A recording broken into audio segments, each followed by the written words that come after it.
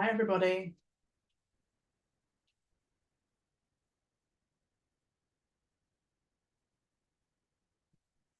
Hello, we're having our fantastic panelists and team at the BBC join us. I really want to welcome everybody to our event that we're having this evening with the BBC product and technology teams. We're joined to have a fantastic event called Ctrl+Alt+Success. So expect to be really, really inspired and motivated and learn everything about career journeys by the end of it. For anybody who's just joining us, we are Coding Black Females, and we are an organisation enabling more Black women to enter and progress in the tech industry. And we work with fantastic partners like BBC to make sure that we can support the community, provide industry insights, and give really, really key topics that we can really use to progress in all of our careers. So I'm going to be excitedly handing over to you, Matthew, to kick off the show and start with our introduction. Okay, hello everybody. So the person who was going to do the introduction couldn't make it today. He had some family emergency that he had to deal with, but he left or recorded a video, which I'm going to play for you. It's a little bit quiet. Let me see if I can find it first. There you go. It's a little bit quiet, but if you listen closely, I'm sure you'll hear it. His name is Phil Robinson. I'll just put that up. Can everybody see that? I need a thumbs up from somebody. Yes, we can see it. Amazing. So I'm just going to play this and then we'll kick off. Yeah.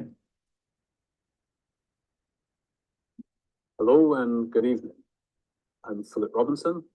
I'm part of the leadership team in the BBC Product Group, creators of the BBC's apps and services for news, video, entertainment, audio, education, and games.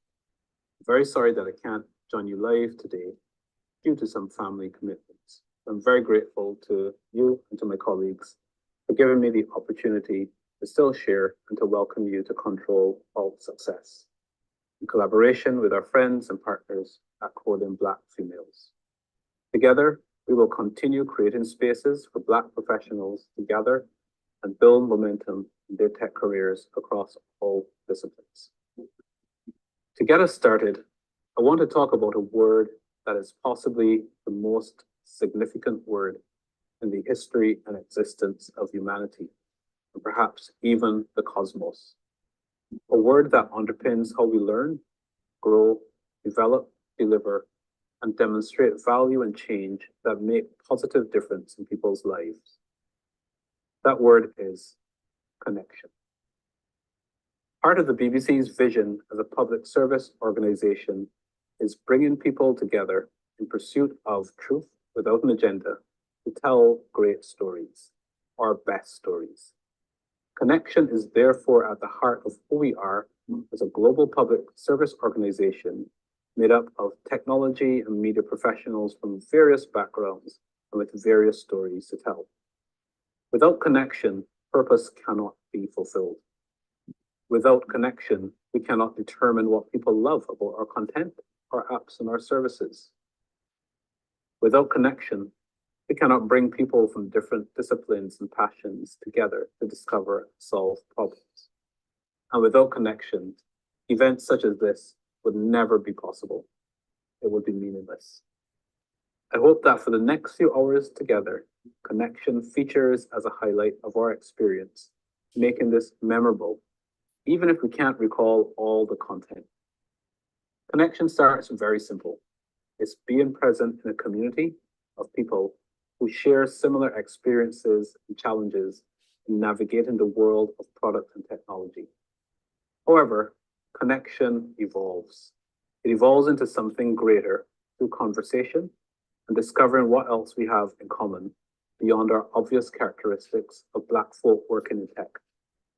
Though this is significant, it is a deeper knowledge of shared passions, ideas, opportunities, and complementary skills that will cause ripples and waves.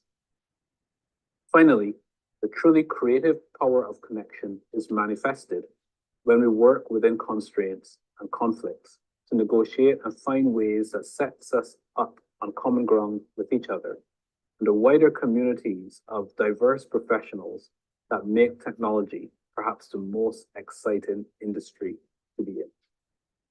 It is when we connect with others that we learn how to better control and alter our perspectives such that any barriers to success are eliminated.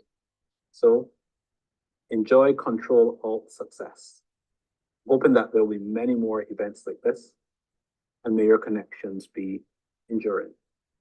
Thank you.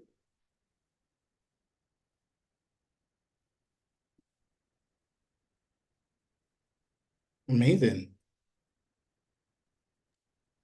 So I'm going to talk about motivation now. So I've got to talk to that I've prepared that I do for many people about motivation. So I'm just going to share my screen again if I can find it. Let's hope it comes up. Look, right. Can everybody see that now? Yes, we can. Nice, nice. So, right, I'm going to set a timer because this is a massive, massive topic. And I would love to always come back and talk more about it. I'm going to breeze through some concepts.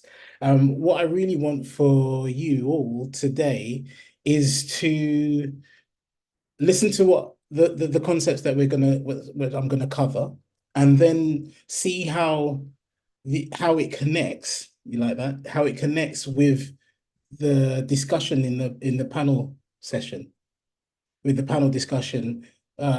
See what parts, see what concepts and what parts, or how does the panel exhibit some of resilience and motivation, and how can you either relate to that, resonate with that, or how could you add some of that into your journey, right?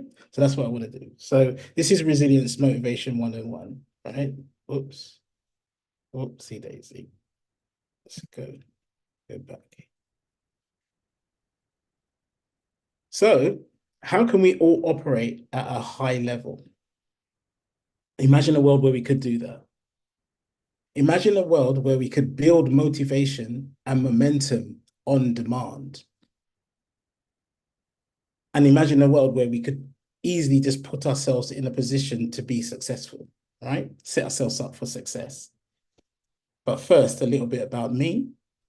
So I'm Matthew Card. I'm an engineering manager at the BBC. I've been at the BBC for 15 years, or coming up to 15 years. And for a part of that journey, a big part of that journey, actually, I struggled. I struggled a lot at the BBC. To cut a long story short, I was thinking about leaving the BBC. And then what happened is I went on a resilience course that was put on by the BBC. An external facilitator came along. It must have been the right time for me to go on this course because I got a lot from it. And since I went on that course, I've had an amazing journey. I've met amazing people, and we've had loads of conversations about leadership, motivation, and resilience. So I can't remember. I think I said I'm a software engineering manager at the BBC, which means that I look after a department of engineers, which breaks down into about 3 to 4 teams, because at the moment we're scaling up. So that's a little bit about me. All right. So we've got two things. We've got resilience and motivation. I would ask a question, but we're in a webinar scenario. So the definition of resilience, there's many definitions, but it's just the ability to bounce back. It's not always being up. That's a key mistake that a lot of people do make. It's not about always being up, because you're going to have hard times. We always have hard times, but it's about being able to bounce back. And then motivation is about being able to get the energy or use energy to do things that you need to do in order to move forward, right? That's a simple definition. So when we're talking about resilience, it can be broken down into many different ways, and it can be broken down in many different components. But I like to use this one because it's really simple, and it's really simple, and it's quite straightforward. So these are the real components of of resilience. And if you remember CAPS, you will always remember it, right? Think of caps lock or something like that. So these are the components of resilience. And the reason why we talk about it, or the reason why I talk about it like this, is once you start understanding and start breaking things down into forms or into ways of you can understand it, you actually will understand what you're doing, and you'll be able to build a plan around these things and always go back and learn more about these things on an individual level. It's always good to break things down so that you can understand them, right? So the components are adaptability. So that's like being able to handle change. Purposefulness, that's having a goal. And I talk about the 8 P's of purposefulness. So one day I'll talk to you all about the 8 P's of purposefulness, but we'll touch on that a little bit as we move on. But there's purposefulness. But if you've got a purpose, if you know where you're going, if you know what your goals are, if you know what your life goals are, what your identity is, or who you are, right? You're going to have a purpose, and you're going to be able to stay on track. And then if anything does knock you off of track, because you have that purpose, because you have that goal, that thing that you're shooting for, you'll be able to align and get back. So there's another one called social support, which is your social, your like your network, your social network, or your group of friends, or whatever that is, and your family, right? And for people in our community, we have a strong connection with family, right? So one of the interesting things is when I went up to Manchester with the BBC, I left my family behind, left London. And when I started to struggle, I found things hard. And it was exasperated because I was by myself in Manchester, in the city where all my family was in London, right? And then there's the big one, the big thing, confidence. So there's so much we can talk about this, but I'm just going to run through them so you've got these points in your mind. So think about where someone exhibited some confidence or adaptability, or if they had a purpose, or like they utilize their social support, right? Those are the key things about resilience. So when I said confidence is a massive, massive topic, the first thing that we have to do is try to reframe the meaning of confidence. So confidence isn't the 100% assuredness that the thing that you're going to do will work out. It's the willingness to try it. Does that make sense? It's the willingness to try. And if you keep trying and keep going, you will get more confident in that thing. Does that make sense? Because we always, when we are learning, we learn by making mistakes, failing, and then we learn we even get teachers to tell us where we've gone wrong, and we improve, right? So that's the same, and you get more confident in that thing. So you can translate that or put that into other types in other contexts, right? You can learn and you can get more confident and you can move on. So it's the willingness to try. It's always that first step. I'm sure you've heard people talk about just take that first step and then keep going. You will learn. And then, you know, you can get much better at different things. And then, as I said, you'll become more confident. There's much more to talk about that, but that's the fundamental thing. And especially in IT and tech, you have to keep trying. We have to keep learning, right? So there's some more words that we should work on to reframe, right? One of them is failure. Well, you don't really fail. You fail. If there is failure, you can learn. So I have a quick saying that I say, fail fast, fail early, fail often, but don't fail stupid. And the only way you're going to really fail stupid is if you give up or you don't learn from a mistake or a failure, right? And then we need to turn fear into fuel, right? So the quick question, how do you feel when you're excited about something? How do you feel when you're fearful of something? You might sweat, your heart might race, you might start sweating. So who's to say that you're not excited about that thing or just a little bit nervous? So, we need to reframe these words, and you can then use your fear as fuel. So that might mean you might need to go and get some more learning, might need to go get a mentor or do some extra work around that, right? So let's change those meanings of those words and change them over to something that's more productive and more positive, right? And then when we start doing these things and putting these things together, we can get more confident, because you won't be, if you're not afraid to fail, you could become more confident because you'll try things and you'll try them quicker and you'll start more, right? Running out of time here.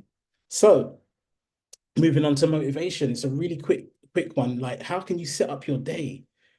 How can you start your day? How can you do things and be more motivated? So there's a simple way we can just break this down, right? Momentum. If you can get momentum at the beginning of your day or any part of your day, right, that can really help you make that first step, and then everything follows on from that. And it's just it's like a chain reaction, right? So just imagine a boulder standing still on a flat surface. If you try to push it, it would be really hard, and a rock could be in front of it and you can't move it. But then if that boulder is running, the same boulder is running down a hill or rolling down a hill, that stone, it will probably, if you put something in front of it, it might break. Or if that stone's in front of it, it might leap over the stone, right? So momentum is really key here. It's about energy, right? I'm very passionate about energy. So, and here we go. So passion is the antidote to self-doubt. So we're talking about momentum here. So sometimes when we want to do something and we stumble, or we don't do it because we're a bit nervous, we're fearful, got a fear of failure, worried about what other people are going to say, we should just tap into our passion, because passion is the antidote to self-doubt, right? So another way that you can get up in the morning and just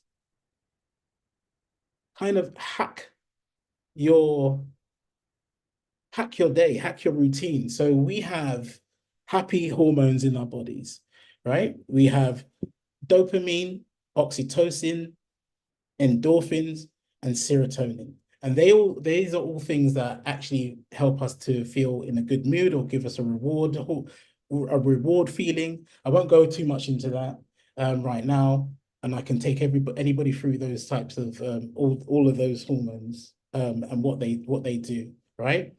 But what we can do is kind of like hack them in the morning. That's what some people call it, like hacking your hormones, your happy chemicals in the morning, right? So if you do a series of events or series of actions that you do them in the morning. So this is why people would exercise in the morning, right? Because they want to get the endorphins rolling. But if you have a targeted time in the morning and you do 3 to 5 actions or so, or whatever, and you do them in the morning, you will actually feel a lot better. You have the happy hormones rolling through your body, and then you'll be able to start your day rolling down the hill. And what I call it, or what I used to say to myself, is I'm putting my protective armor on. So I do all of these things, get my dopamine levels up, get my serotonin up by practicing gratitude, listening to my favorite song. So how do you feel when you listen to your favorite song, right? You feel good. So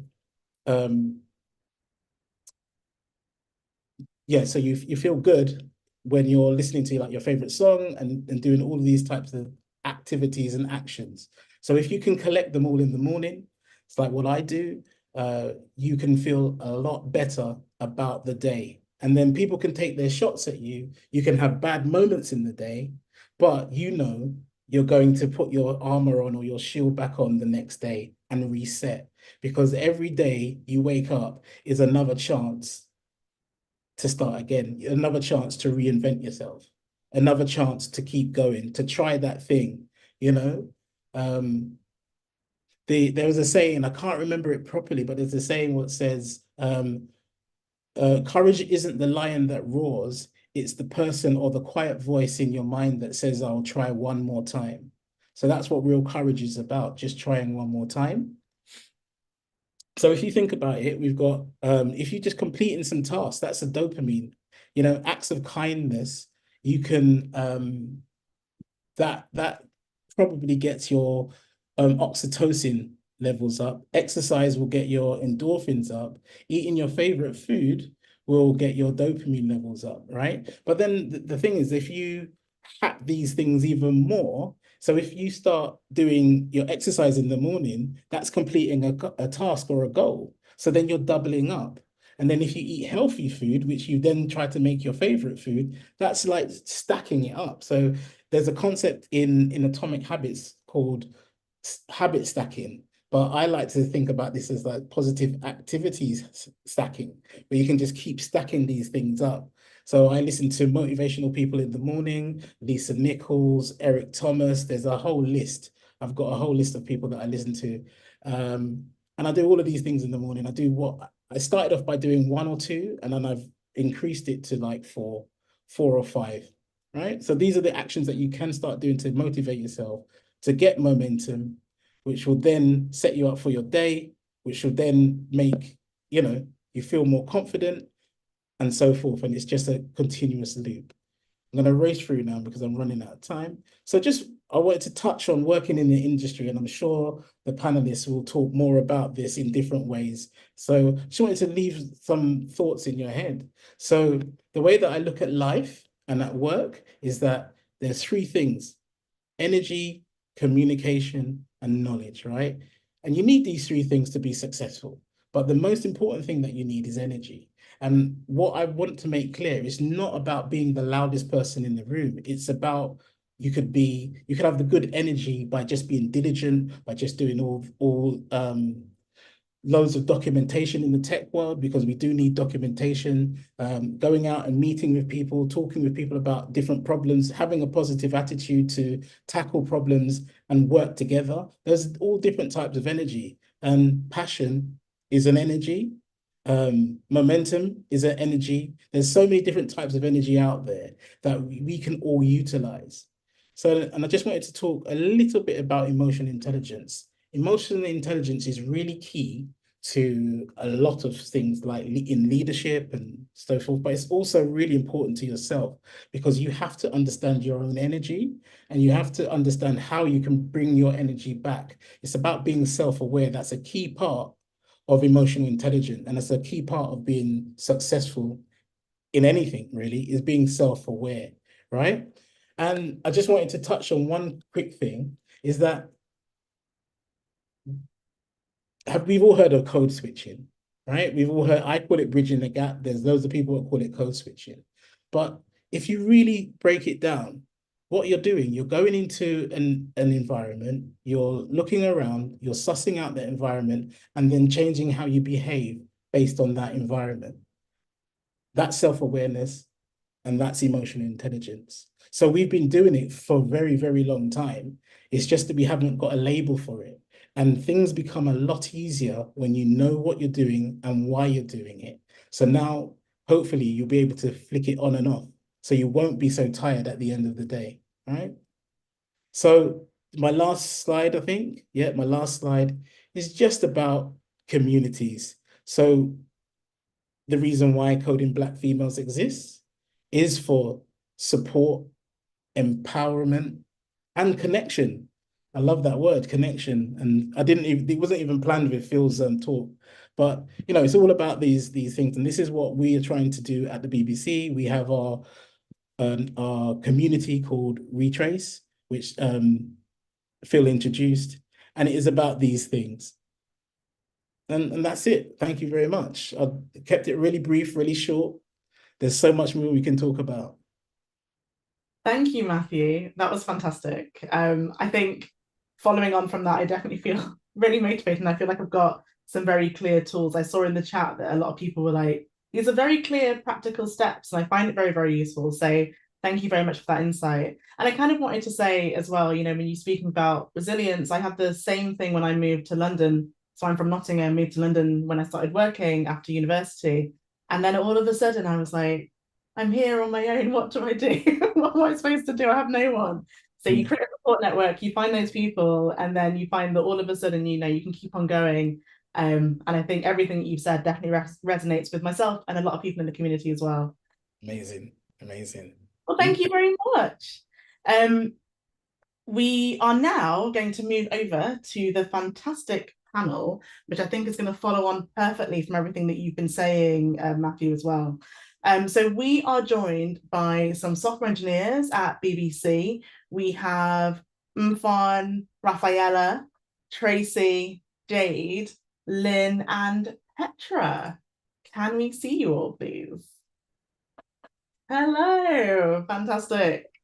So we're excited to be joined by all of you today because what we really want to have a conversation about is, those career journeys, how people can progress through the industry, whether it's starting out right through up into leadership, but then also looking at the different themes based on the different backgrounds that you all have as well, and how you can really utilize some of your transferable skills. It's a question that I definitely get a lot within the Coding Black Females Network. It's how can I used to work here, and does that really align with this role over there? And I think it would be really good to assess and look at some of those bits as well. But what would be fantastic is if we could actually just start by everybody introducing yourselves and letting people know what role it is that you have as well. I'm going to start with Petra. Could you go first? Hi. Yep, so I'm Petra. I've been working at the BBC for 3 years now. I started as a graduate software engineer, so joined through the BBC graduate scheme, and now working in a team called Content Publishing within the BBC that supports a tool that helps journalists write their articles for the various different BBC News, reports, and different areas of the BBC. Yeah, that's just a brief introduction for me. Thank you. Over to you, Mfon. Yeah, hello everyone. I'm Mfon Essien and I'm a software engineering team lead at the BBC.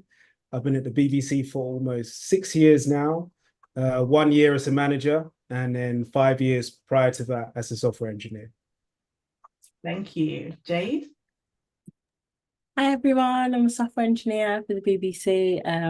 Only 5 weeks old, although I still worked there before and left, recently returned. So yeah, and I worked on a system that helps people to commission content at the BBC. Fantastic. Thank you. Lynn?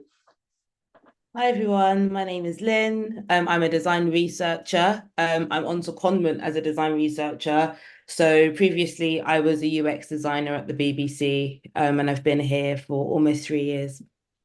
Thank you. Rafaela? Hiya, yeah, my name is Rafaela. I'm a graduate software engineer and I've been at the BBC for just under 2 years, currently on the machine learning enablement team. Yeah, that's me. Lovely. Thank you. And over to Tracy. Hiya, yeah, I'm Tracy. I'm a junior software engineer with the BBC. I've been here for roughly about a year and 7 months, so almost 2 years for me as well. And my team is Team Belfridge, who work on the back end and basically making sure that the users get the correct routes and they get them on time. So, a lot of networking. Fantastic, thank you. And I guess whilst we're with you, Tracy, I wanted to ask you if you could maybe start by answering the first question. It'd be great to know about your career journey. So, you're there as a software engineer. How did you actually get into that role at all? As a software engineer, I think for me, I could say I took a more traditional path. I started coding quite young, started right before GCSEs. My teacher was very encouraging and it was really one of my favorite subjects. And then I kind of just went into A-level computer science and then into my bachelor's for computer science as well. So very linear route. I did an internship as well whilst I was on my bachelor's, which gave me some work experience. And I think that work experience really helped me get into the BBC, which is where I am now. Okay, thank you. I guess, you say it's a traditional route, and I find the same. So my route was that I did a computer science, I did a maths degree, computer science maths, and then started being in tech. So it's very traditional. However, what I kind of started to realize was that there were all these other routes as well. Given that you went through the internship pathway, it'd kind of be useful to know if there were any key advantages, disadvantages that you found to that. Yeah, actually, I think I'm very grateful to have had my internship. It was a huge advantage for me personally. I think during my bachelor's, I was, struggling a bit to get things done on time, but being thrown into the workplace on an internship gave me this like motivation that can be found for myself studying. So I think, yeah, the advantage really depends on you as a person, but for me, having the hands-on experience was really the push I needed. Thank you.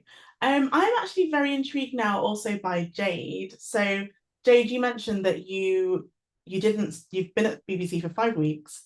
Did you transition from another career into software engineering? And what was that like for you? Oh, we can't hear you. You're on mute. Yeah, sorry. So originally, when I worked at the BBC, I was working as a journalist. And so software engineering is something I kind of like fell into. So I literally started out because there was a piece of software that I was using that was broken. And I thought I'll just be able to hack into it and be able to fix it. So that's kind of like where it started. And then obviously, because I did find it quite interesting, then I kind of went about it like properly, found a boot camp, and also did a lot of networking with Coding Black Females actually and Black Devs UK, that kind of thing, which was really, really helpful. And then I managed to get my first role as a junior software engineer, and now come back home to the BBC as a software engineer. So yeah, so a very non-traditional route.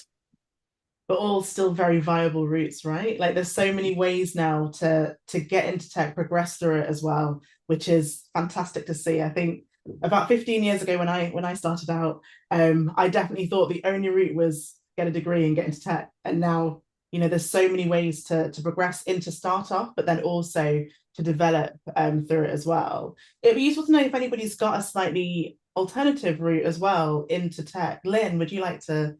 Yeah, sure. So I actually used to work in like the theatre and TV industry, as a facilitator and an actor. And when I wanted to leave the industry, I just didn't really know what jobs existed. I really thought that you had to kind of be doctor, lawyer, or like an artist. I didn't know that there were loads of jobs in between. So the way I kind of went about doing it was I Googled literally jobs that are creative and make money. And a lot of kind of like tech roles came up. So I went into a role which was very general, like digital assistant.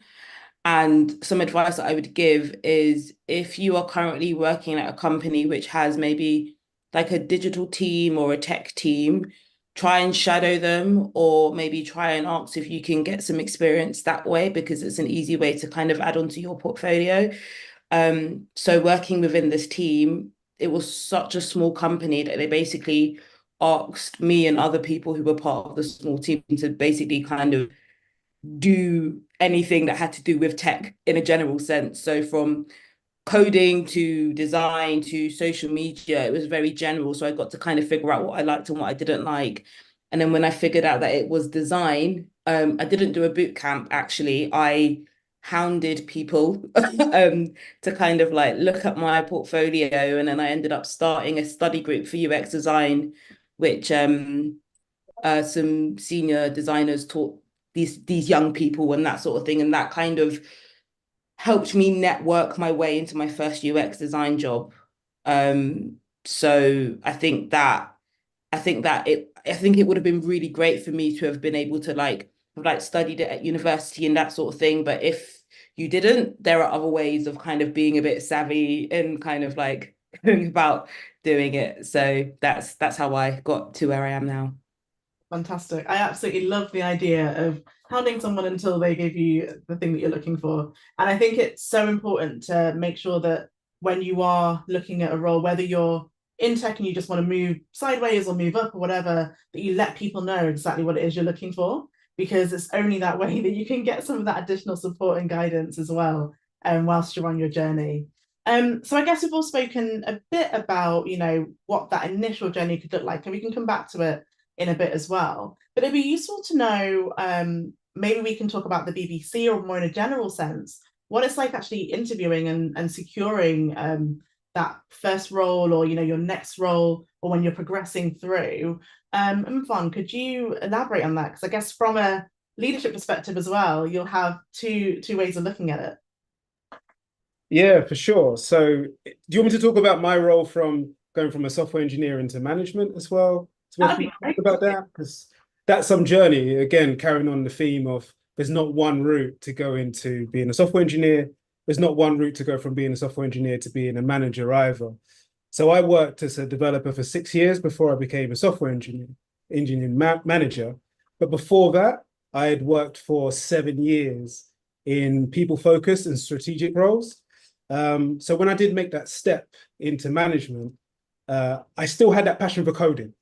I wasn't in a rush to put down my coding, at that point. So the first thing I did was to, join the right team, an environment where I had a supportive line manager, supportive peers who could gather around me, because there was going to be a lot of times when I was going to be doing management training. So I needed people who were going to be understanding of that. The second thing that I did, which I think was mentioned previously, was leverage my transferable skills. As I had 7 years experience of working in people-focused roles, I had lots of experience in terms of stakeholder management, project management, and influence and stuff like that. So I started to leverage those a bit more. It's not necessarily something you're going to use in a software engineering role, but as a manager, it's definitely things you're going to need. First thing I did was really to take on more responsibilities. So I started to plug gaps in the team, running more meetings, mentoring junior developers. I got involved in recruitment as well, which was really important. Then the fourth thing off the back of that was setting smart goals and then breaking down those smart goals into manageable chunks. So not trying to do everything overnight. It's really trying to do a bit each day so that you can there's that incremental progress. And then after that, it was really diving into those courses, diving into those podcasts, those books, those newsletters, and just incrementally over the course of a year, just trying to do a bit more each day. After that, I think Matt mentioned this in his talk, found a mentor. Really, really important to find a mentor and also to network with other managers or other people in that discipline. It's a great way of being able to find out what that role is going to be like, and also being able to speak candidly with people who aren't in your team, who are going to be able to just help you to just guide you maybe a different way or that way and be like, oh, actually, you know what, you're on the right path, or maybe have you thought about this? So that was really, really helpful. I mean, the last thing I did was really to focus on my well-being as well, which again, I think Matt touched on. When you're in tech, you're spending a lot of time in front of a computer, and especially when you're transitioning from an IC role to management, you're going to be spending a lot of time outside of your tech role, doing courses, studying, etc. So really important for me to be able to do, meditation, journaling, spend time with my family and friends, exercise, do my hobbies, all of those things, so that, you're not fully consumed with just work. And then for me, after about 9 to 12 months of doing that, I was fortunate enough to find a role in my team, apply for it, and here I am today. Wow, that's impressive. Thank you. It's actually great to hear the different routes, not the different routes you took, but the different roles you've had, and recognize the transferable skills along the way. One thing that I'd like you to elaborate on, just for anybody who doesn't know, typically people that could be earlier on in their career, the difference between what does IC mean and what's the difference between that and management, in case. Oh yeah, of course. Sorry. So an IC is an individual contributor. So that's if you're a software engineer or maybe UX designer, and then a manager is a manager. So I'm a manager of 6 developers, and Matt is a manager of managers. So there's different managers.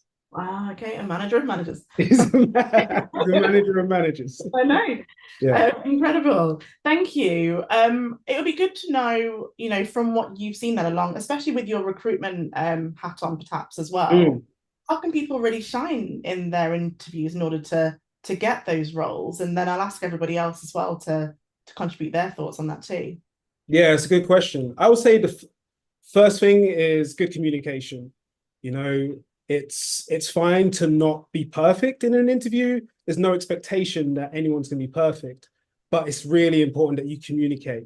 You know, communicate what you're thinking about, what you're trying, what you think you can't do, all of those kind of things. Because, you know, in the workplace environment, you know, when you're pairing with people in your team, you're going to have to do that. You're going to have to communicate what you found difficult, where you've struggled, so that your colleagues can support you there. So I would say communication it's the big one.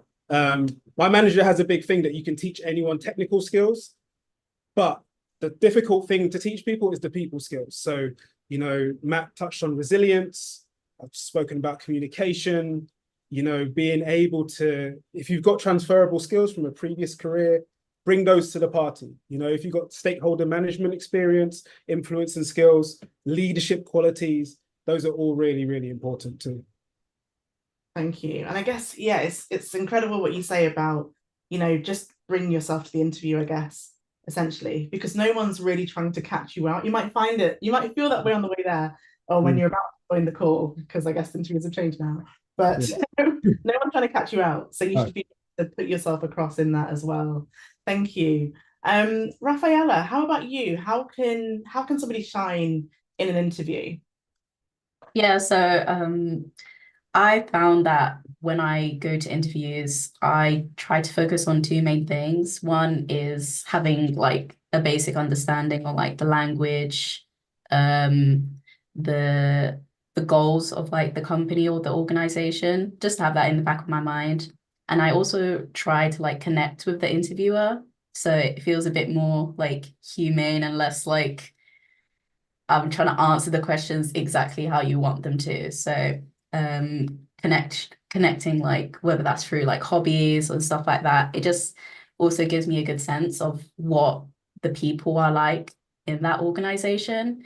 So yeah, that's a big thing for me, and try not to overthink it. I do try to take notes, but just going with the flow helps me a lot. But yes, definitely connecting with the interviewer and making the interview go both ways. So I'm also trying to see if that's the right place for me. Yeah. That makes sense. I really like the idea of finding that kind of common ground with the interviewer. I know that if I were doing that, it would probably be done in the most awkward way possible, and I'd pretend I can play golf, and then they'd tell me that, you know, say a really technical golf term and I'd fail. But how do you do it then? So how do you find that common ground in a natural way in that setting? That would be really good to know. Well, for example, maybe they have like books in the background that I recognize, or they might ask me about like extracurriculars, and I kind of just like throw the question back at them. It's like, oh, what do you enjoy? And if it happens naturally, like if, for example, we both like anime or something like that, then it's like, oh, that's a nice, easy way to like make the conversation flow a little bit. I don't force it because you don't want to make it awkward. But yeah, that's always been like a good thing for me in terms of like when I do interviews, and just being like prepared, of course. Yeah. That makes sense. It's good to know that you don't make it awkward. If it was me, it would be the most awkward thing ever. But it's lovely to hear. How about you, Petra? What's your view on interviewing? How do you go about making sure that you come across well and shine in that setting? For me, I would say preparation, like going through the like job description and just again trying to find in your experience where you can meet kind of the expectations that the person interviewing you feels is hiring you for. So for me, also being like a software developer, usually you're going to have like coding tests and things like that. So I would say preparation and using the skills that you've done in your previous job or just in experiences prior, using those. So yeah. Okay, thank you. Thank you. So you did touch on there the fact that as a coder, you'll have some of those technical elements. We've all experienced different types of technical interviews, and I'll be honest, it's a question that I get a lot from people, like, what should I expect from the technical interview?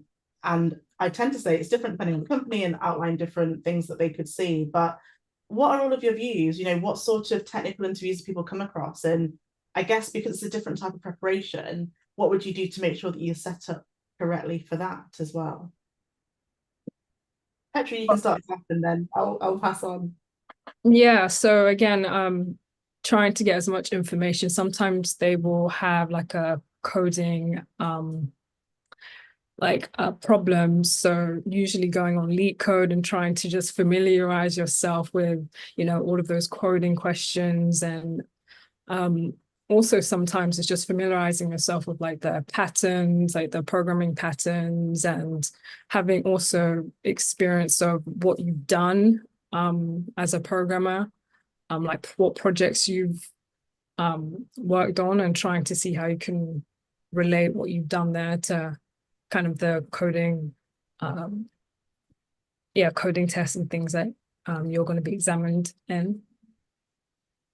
Makes sense. Thank you. And Tracy, what have you come across in your technical interviews? How have you prepared for them as well? Yeah, I've come across some I think most of my interviews have been very like relaxed, and maybe I felt like internal pressure, but the interviews themselves really weren't trying to apply any. Um, I think my favorite ones are the ones where, yeah, you're invited to chat with your interviewer as well. It's like basically pair programming.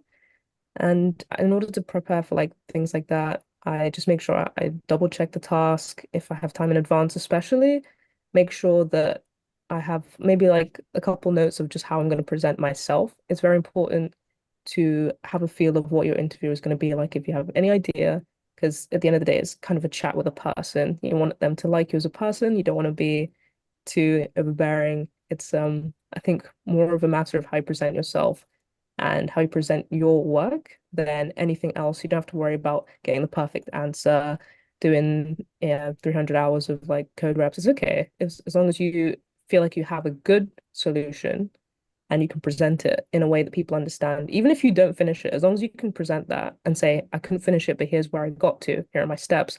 Like Umfon said about communication, it's so important that you can say, even if you didn't finish, that this is how far you got, so that other people can build upon that. So I think, yeah, for the most part, just preparing. Of course, do your exercises, do your examples, but make sure that you as a person are understandable and you can present what you're saying. Thank you. I think what you said sounds so useful as well. And one thing that people always say is make sure that you talk through, even if you don't get to the right answer. Sometimes when you're explaining your working, essentially, they'll realize that you understand it. You might just have not got to the right answer because of the pressure of the day or something. It doesn't mean you're a bad developer. It just means you didn't get the answer, but you know how to explain it, which is so important. Absolutely. Lynn, it would be interesting to know your perspective, because obviously, as somebody who's working in more of a design role, do you have technical interviews? What do they look like on your side too? Yeah, I guess I can answer that because at the moment I'm on secondment, so I can answer as a researcher and as well as a designer. So yeah, for design, you do have technical interviews, and it's about showing your working. So typically it would be a design challenge. So maybe it's about improving something or designing something, creating something on the basis of like a brief or that sort of thing, and you'd be tasked to do that. My first one, I remember being really, really nervous and really, really scared to do it. And I was lucky enough that during that time, I was in an environment where I was around loads of very, very senior designers. It was very random. So I did it, and then I kind of asked them to like kind of interview me and kind of give me feedback. And then I kind of amended it by the time of my interview. So that was for my first ever design role. And I've kind of taken that on board. So whenever I've had a design interview, I will, come up with like a strategy, come up with like how I would attack a design problem, do the thing, and then I would kind of show a designer that I really think is like, that knows what they're talking about and can kind of give me some feedback or ask me some really difficult questions so it can challenge my way of thinking. And I think it's that challenging that way of thinking is really, really important. So you're able to confidently communicate why you've gone for what you've gone for. Because with design, there are like so many different ways to design a thing or to kind of tackle a thing. There's no right or wrong. it's much more about, does this experience kind of suit the needs of the product and the user? And for design research, it's a similar thing, but it's like kind of earlier on in the journey. So as opposed to kind of designing something and kind of showing why you've made certain design decisions, it's about why you've made certain research decisions. So they might give you like a research challenge or kind of like a brief, and you would essentially come up with your ideal methodology. So what are the different types of research methods you would do? Who are the users you would speak to? How long should this take? And you would have to explain why you've made these decisions. So I think with both UX design and design research or user research, it's about really showing your working, because there isn't a right or wrong way to do something. It's much more about why have you made certain decisions. Thank you. So to me, it sounds like it's very similar to the kind of software engineering sort of interviews you may have as well. It's about showing the process, your thought process as well. And the answer almost doesn't matter. It's the way that you think that people are generally looking for. Thank you. Does anybody else have any tips around technical interviews or any interview types that we've missed there when we're looking at the technical interviews? Maybe take-home projects, that sort of thing. I think I have one piece of advice. So if you're trying to like break into the industry and you don't have like experience like pairing or like communicating through like a technical issue, I found before my first role, I done hackathons. So I just got used to like working with other people, and you have like a deadline and you need to communicate with each other. So that kind of gave me like practice without like formal job experience that you could also take to interviews. Yeah, so I'd give that advice. Yeah, that's super useful. I think a lot of people, especially at the beginning, it's really hard to know how to, not even, how to pair program well or what that means in that sort of setting as well. So yeah, I think those hackathons can be so useful, even if you're not, again, if you don't build the problem or build the solution, you still get so much experience from it. Okay, so I'm going to ask all of you for one tip about how you actually go on and secure the job. So we've spoken about interviews. You're also putting yourself across to different organizations and to the BBC, of course. And it would be great to know if you could all give us one tip that you would give to people about how to secure a job. I'm going to start with you, Petra. I kind of repeating myself, but I would always just talk about preparation. And yeah, once you've applied for that role, it's trying to just do as much information, or maybe trying to go on LinkedIn and trying to maybe message other people who you see are in that role to get insight into what that role actually requires and things like that. So yeah, I would say the preliminary thing is to prep as much as you can. Thank you. Fun. Yeah, it's gonna be a running theme here. Practice, definitely practice, record yourself. Something I do, I like to record myself practicing and then play that back, listen to what I've said, see if there's anything I need to change. Practice, if you've got a mentor, practice with them. If you've got a colleague you can practice with, but just, yeah, practice as much as possible. Thank you. Jade.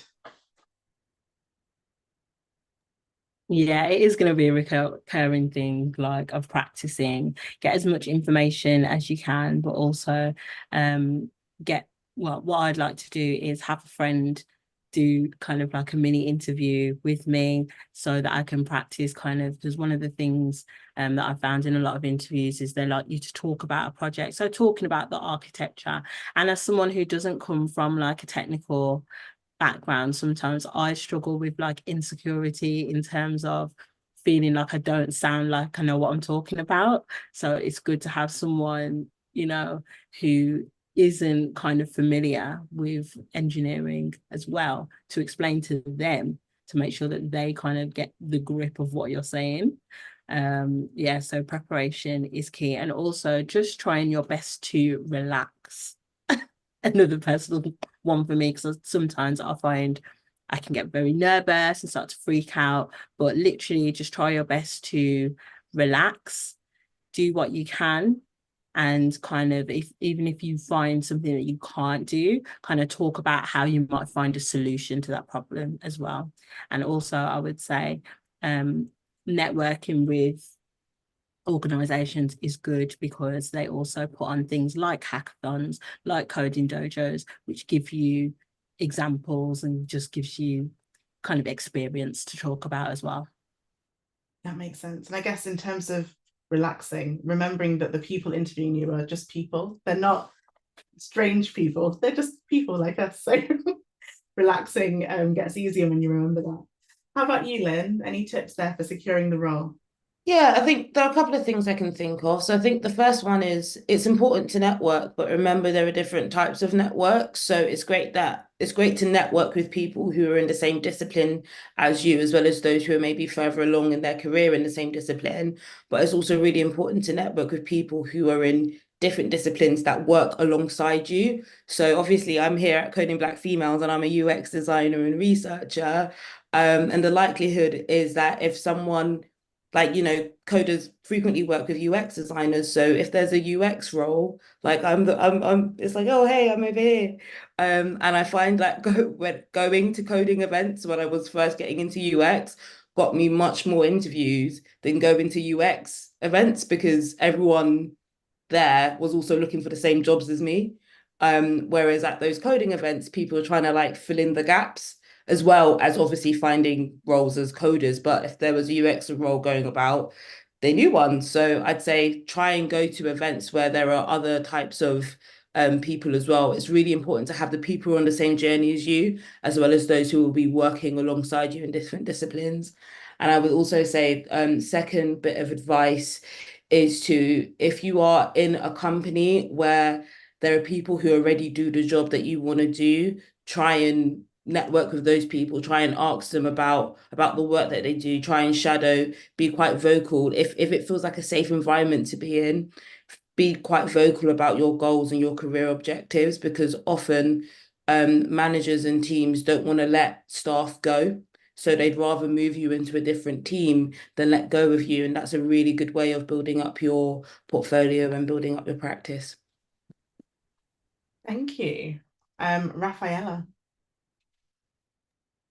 Yeah, I don't think I'm going to repeat what anybody has said in terms of like practice and everything like that, which is very important.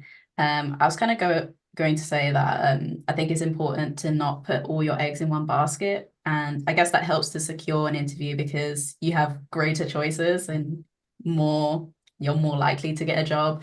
I think it's important to try and do as many interviews as possible, just so you can also get in that practice of doing a technical interview. But also you build up like resilience, because sometimes you don't get the place that you want, but other opportunities will arise. And also that's also a good way to make connections, because you might not get it now, but they might reach out to you in a couple of months to be like, hey, do you want to join? And I was also going to say, like, make the learning work for you. So some people do like leak code and stuff like that. For me, when I was trying to secure a role, I really like watching Twitch streamers. So I was like, okay, let me just watch like someone who does tech. And I would like type in the chat and they would like give me advice. So I built the learning around me and like what I enjoy. And that made the process easier for me. So I think I just recommend like making it work for you as well.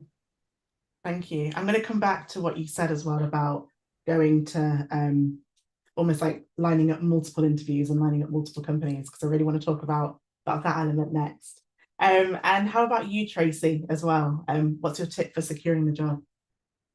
I think an important thing to note as well is to kind of make sure you're tailoring yourself in every step of the process. Even if you don't get to the interview, make sure like when you hand in your CV that it's tailored to what the job is asking for as well.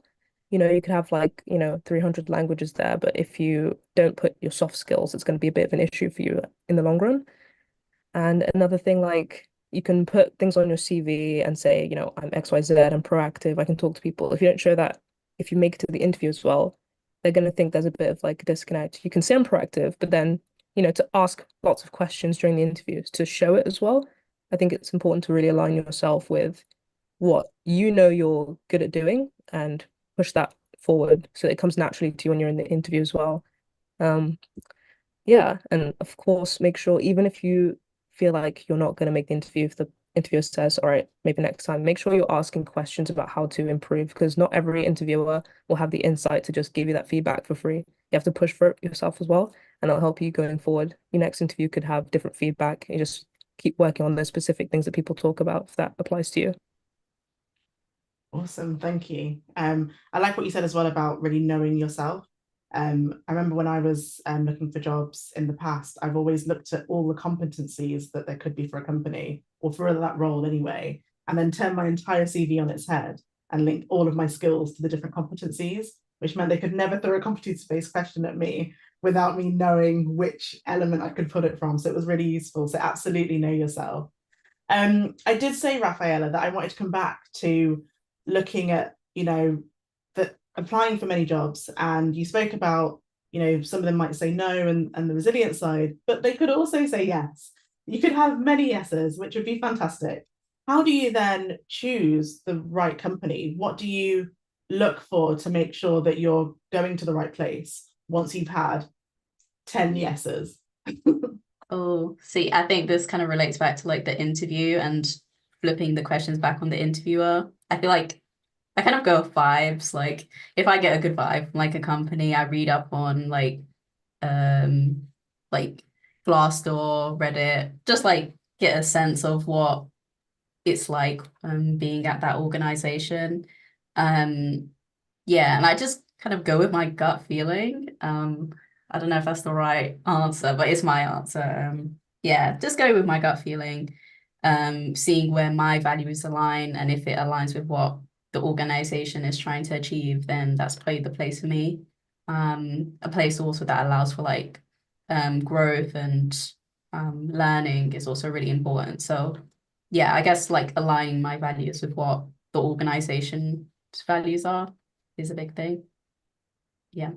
I guess that goes back to when people talk about, the interview process isn't just about them interviewing you, it's about interviewing them as well. So if you do get those yeses, making sure that you've then understood all those companies and know, okay, they answered all those questions correctly for me, and I don't mind landing there, because then when you speak about your gut, it's not really a gut, it's that they answered all the questions correctly. Yeah.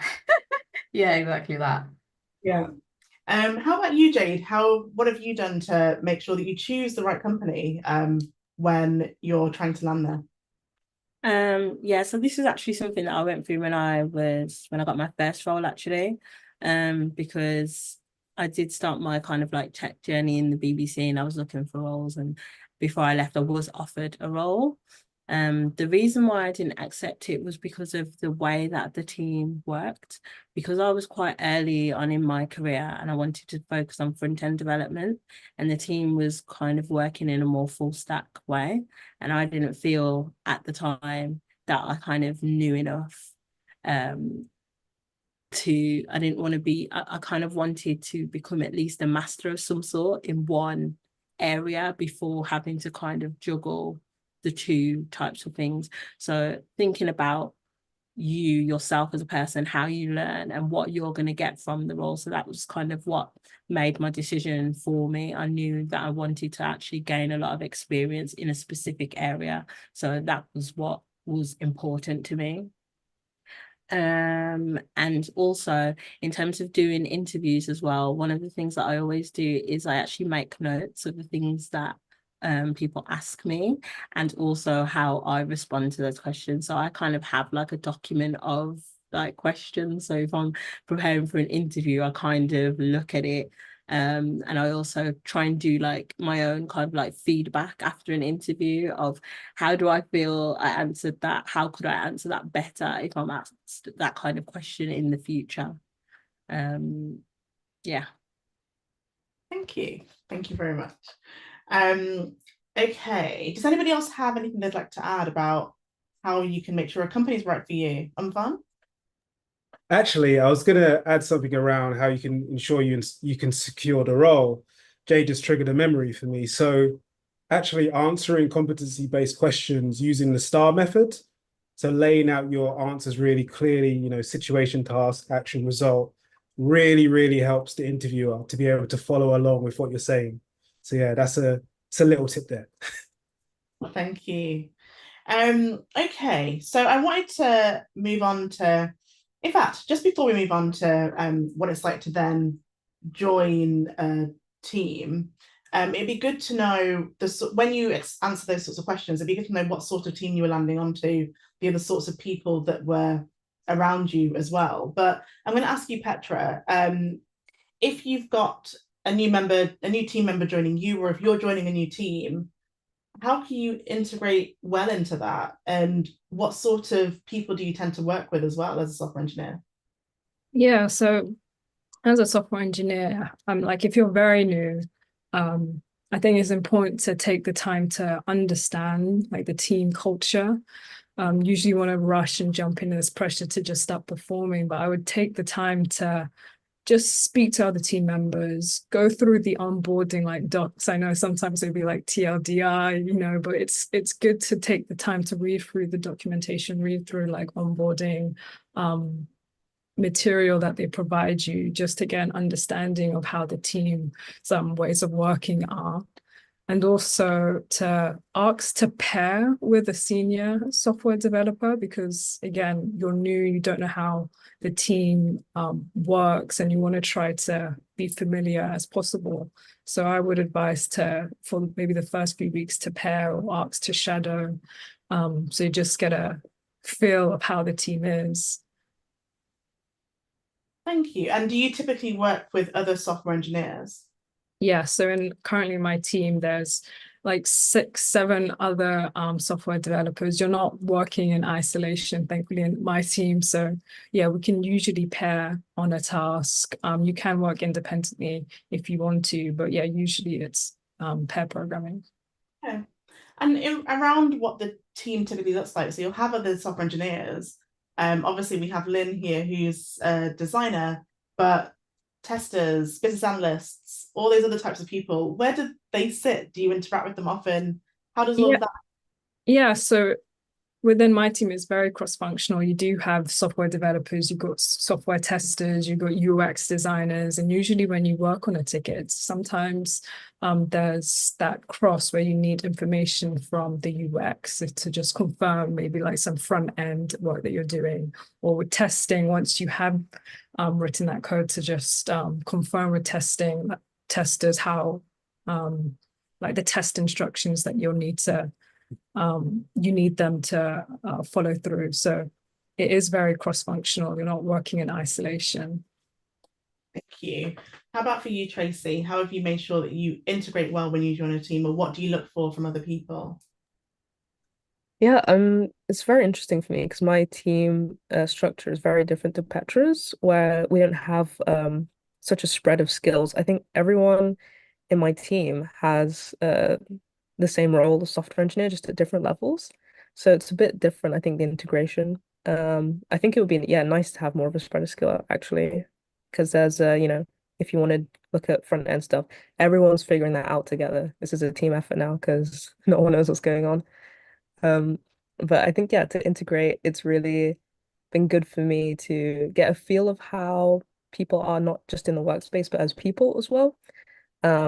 I know my team likes to go to like the pub every work day, office day, sorry. So we go in once a week, and it's good to just like have a chat, even if I don't drink, just chat to people outside of work as well.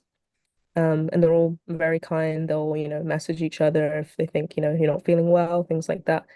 I think for me, I've been quite lucky with my team that I don't have to do anything particularly extra to just get comfy with them. They're just really good at talking to each other. It's very nice. Thank you. Sorry, when you first said that you go to the pub every office day, I was like, Monday to Friday. Wow, that's a lot. But every once a week on the days that you go into the office. Yeah. Yeah, it's really important to get to know people as people. And I know sometimes it can feel daunting, or it can feel like you don't really want to go to some of these things. But I think so many companies as well are doing so much more to have events or activities that aren't just going to the pub. There's so many other things that you can get involved with now to get to know the people that you're working with. What would be useful to know is, across all of you, so you're all at different levels and doing slightly different roles as well, when you've joined a team, how have you, whether you've gone in as a grad or you've gone in as a mid-level, what do you do to be an asset to that team, and what do you actually contribute to the team as well? Are you fixing bugs? Are you designing new components that are going to be part of that system? So yeah, how do you put yourself across well on a new team, and then what do you actually do in your role as well? I'll start with you, Rafaela. Usually, in the first couple of weeks, I'll probably set objectives. So I would like group together with like my team lead and maybe like my mentor on the team, and we would just like discuss what do I want to achieve, me specifically, maybe out of my rotation or for the period I'm on a team. What do I want to achieve? What is like feasible? I think sometimes when you join a team, you want to like get stuck in straight away, and like you might be in over your head, at least for me. So I try to like pace myself. And I think the best thing is to pairing. Pairing usually helps get you up to speed and self-learning. And just starting small. So like tackling small tickets with another developer, and then building up that skill set to the point where you can work on tickets more like solo. But yeah, pairing is probably the biggest thing. I go out my way to like ask to pair with like principals, seniors, and everybody, just so I can get their perspective and like get as much knowledge as possible. And I think yeah, objectives as well. Working towards those. Thank you. So just to understand, are you currently a grad at grad level on your team? Is that right? Yeah, that's correct. How was that? Did you start doing rotations in the business, or have you always been on projects? How did that work, being a grad compared to then contributing on projects? Yeah, so I guess in terms of like the graduate scheme, you work on 4 different teams over 2 years, and each rotation is 6 months. There's never really any pressure on the grad scheme to like push out tickets or anything like that. So specifically for this rotation, I done a lot of like learning because in the beginning stages, because I needed to know like AWS, Python. So I had like a bit of like solo time just to get that knowledge up. And then from there, I like asked to pair on certain tickets where I had more knowledge in. So if I had more knowledge in like CDK or something like that, then I'd ask to work on those kind of tickets, or just anything so I could build up that knowledge. That makes sense. Thank you. How about you, Tracy? I know you've kind of spoken about how you would fit into a team, but how do you make yourself feel like an asset from, I'm not going to say day one, but once you've started on the team? I mean, I don't have like much experience because I only had this job, the internship, but I remember when I did my internship, I had like huge imposter syndrome. I still do. I feel like it's one of those things that doesn't ever truly go away, to be honest. But yeah, I remember when I was doing my internship, it was with CERN. So it was, I spent a lot of time in France and Switzerland, having to learn a new like language to speak to people, my colleagues, and then learn this new code base, new language, everything.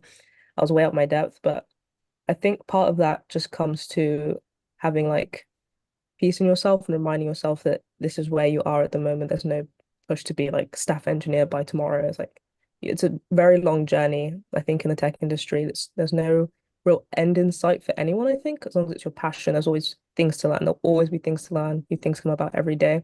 So even, your managers seeing the code that you've written and like scratching their heads, not because it's bad, but just because there's so much to learn, so much to improve. And yeah, in my role today, my manager does a very good job of reminding me when I feel overwhelmed and stressed that I'm a junior and my role is to learn and, have a fresh insight and bring that to the team. So I think for me, it's quite um, relaxing knowing that this is my role to just learn, be this person, and there's no push to, be Superman holding up the entire team. So I think it's very good to have people around you that will remind you of that, as well as, being in yourself and saying, okay, this is the role I applied for. I know what I'm doing. It's okay.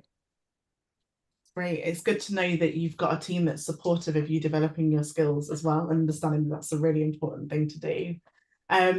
Jade, as someone who's now working as a mid-level engineer, how do you be an asset? Because I guess the expectation is that you're contributing to the project, or building something, not necessarily, not, I'm sure that they expect you to still learn, but what's the difference for you? How do you be an asset when you're at that slightly higher level? So I've been quite new, so it's a bit difficult for me to answer. But one of the things that I've done is taken advantage of. There's been some tools that the team used that I've been unfamiliar with. So in my first couple of weeks, I actually spent time familiarizing myself with those tools, and just kind of getting an understanding of them first, getting an understanding of the tools, then looking at the code base, kind of trying to marry the two things, then looking at small books, but also we will be working on a new system. And so basically how I've kind of made myself an asset is talking about, how we could approach this new system, also being new to the team as well, and looking at like ways of working. I've given some suggestions, even down to how we do stand up, how the board is presented, things like that, just kind of giving my own feedback on things that I'm experiencing as somebody new. Thank you. And you as well, Petra, as a mid-level and someone who used to be a grad as well, what's the difference in terms of what it's like landing on a team and how you contribute? Yeah, I think when you first land on a team, I think the priority is first just learning to settle into the team and understand the role. But I think once you are more familiar, just asking like questions or volunteering for projects, I think is useful, or just proposing new ideas as well. Sometimes I think it's easy to just want to just continue and like you feel comfortable, but I think to be an asset, I think you really do have to try to see what does my team need and how can my skills help the team. Thank you. Lynn, what's it like from your perspective too?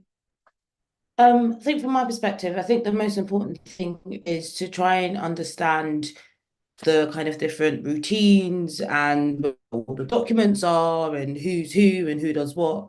I think a lot of the time, especially in a company that's quite big, sometimes you lose sight of what other people may be doing and that sort of thing. And then that can kind of along the way make you feel a little bit lost.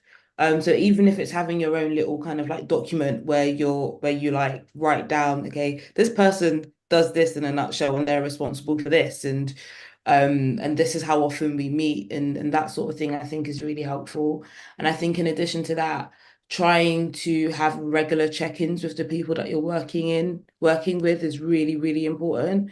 Obviously, for some people, you might, by the nature of your work, you might be working with them every single day, and so you don't need to necessarily schedule a check-in, but there are other people that you might not necessarily work with as frequently, but they're in the same role or they're in the same team. So trying to have those regular kind of check-ins where you're able to make sure that you're still aligned on the work that you're doing, and also making sure that there is an element of working a little bit more transparently.